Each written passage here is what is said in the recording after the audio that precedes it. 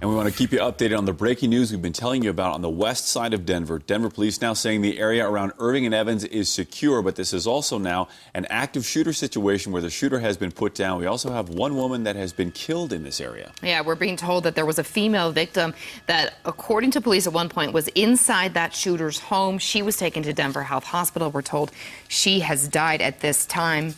We're just now being told she is not dead. She is at Denver Health at the same time with the shooter. The shooter is in critical condition. There's still a lot of activity out there on the scene. Police are telling us incendiary devices, possibly some propane tanks have been found in the area. We are waiting for Chief Robert White to continue to talk to the media. In fact, we believe he's ready to speak to us right now. I mean, obviously, they're somewhat a booby trap. So obviously, his intent was to harm someone. As I had stated earlier, as the officers approached, he actually shot one of the tanks, which resulted in him being shot. Yeah. Great. Thank you. All right. Thank you very much. Thank you very much. Thank you. All right, so as we can hear, that was Chief Robert White talking to the media right there, finishing his press conference with them. We do have Amanda Koss on the scene. Hopefully we can get some additional information from her. Right, but we understand that 2 women have been shot. They did tell us earlier by way of Twitter that several victims were involved in this situation. The shooter was put down. It's now an officer-involved shooting. We have 1 woman that is wounded. Another, we believe, has been killed.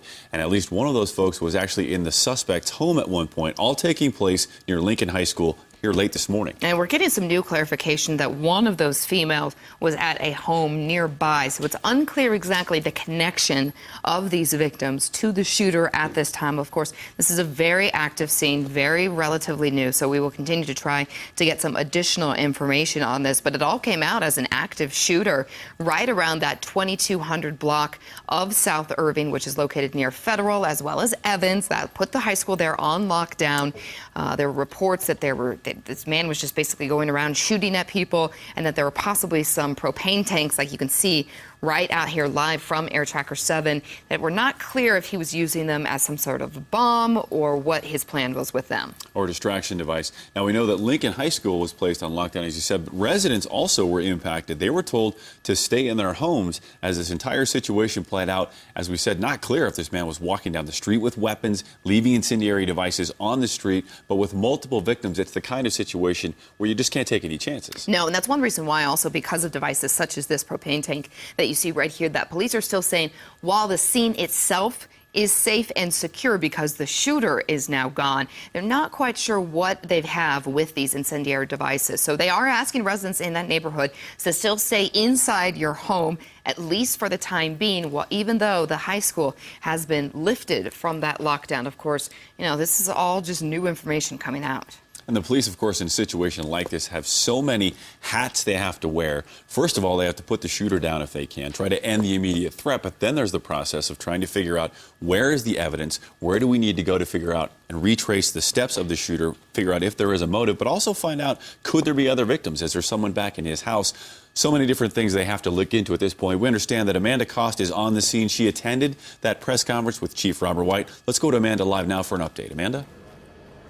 And Tyler, we just heard from Chief White within the last couple of minutes. He told us that the suspect involved in the shooting, quote, his intent was to do harm. Chief White saying this because so far they have found 2 victims. 1 female found dead inside of a home behind me here. A second shot in the leg. She is now in serious condition, being treated at a hospital. When Denver police arrived to this scene, you can see behind me still a very active scene. When they first arrived on the scene, they're saying that the suspect was an active shooter situation, that he fired a rifle at a propane tank, some sort of an explosive device. The reason why Chief White is saying his intent was to do harm beyond those 2 female victims they have found so far. Now, what they have found, we know that the bomb squad right now actively searching this area. They have found so far at least 3 explosive devices. That includes 1 grenade and 2 propane tanks that were booby-trapped. That's a quote from the chief here,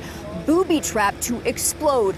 One of those he fired at when Denver police arrived. They are trying to gather what they can right now. No firm number on how many explosives were set up around this scene. We do know that there were at least 3 that have been found so far by the bomb squad. Now, I want to talk about what is happening right now. This block here, I'm at Irving and Evans. This area has been blocked off. We see red tape surrounding at least 2 homes. Now, just not too long ago, probably about 10 minutes, we saw a little girl with a teddy bear in her hands being taken and put inside of a Denver police squad unit. What has happened here today, we know that it has affected 2 women physically. One is dead, another shot in the leg in serious condition.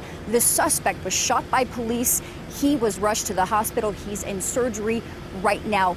And this neighborhood, the students who were in school, the families who were at home and shook the moment that these shots were fired, their lives are still on hold while Denver police try and sort through what happened here and what led up to this shooting. Again, there are explosives involved in this. This is a very fluid and developing situation, and we will continue to keep you updated. Reporting live in Denver, I'm here at Irving and Evans, Amanda Koss, 7 News. Now, Amanda, I know this is very early in the investigation, but at this point, are you hearing anything about who the suspect is or if there's any connection between the suspect and those victims?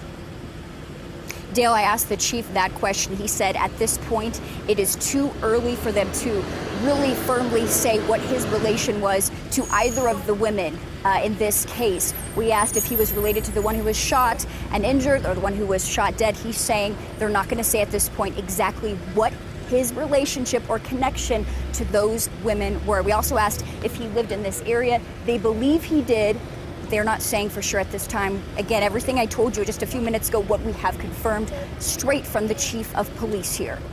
Right. Amanda, thank you so much. We, of course, will continue to stay on this breaking news story throughout the afternoon and on our 7 News app. But let's just recap what we do know. This is near the area of the 2200 block of South Irving, which is kind of near Evans and Irving in that area. A male shooter has been taken down. He has some gunshot wounds. There's one female that is now dead, another that is wounded at Denver Health. She was shot in the leg, but according to the chief of police, this suspect, quote, had an intent to do harm. As far as some incendiary devices also on scene, this is why this area is still sort of in lockdown and why police are asking people to stay inside. Right, they found a grenade and at least 2 propane tanks they say were booby trapped, so there's definitely a lot more investigation to be done throughout the day here near Federal and Evans, and you can see police right now in the street there taking a look at some of that evidence. As we said, the shooter has been taken down. He's in surgery now. We do have a woman shot in the leg. That appears to be the bomb squad taking a look at some of that evidence left in the street. And we will continue to update this throughout the day on our 7 News app. And as always, any new information, we will cut into your programming. We'll take you back to your programming right now.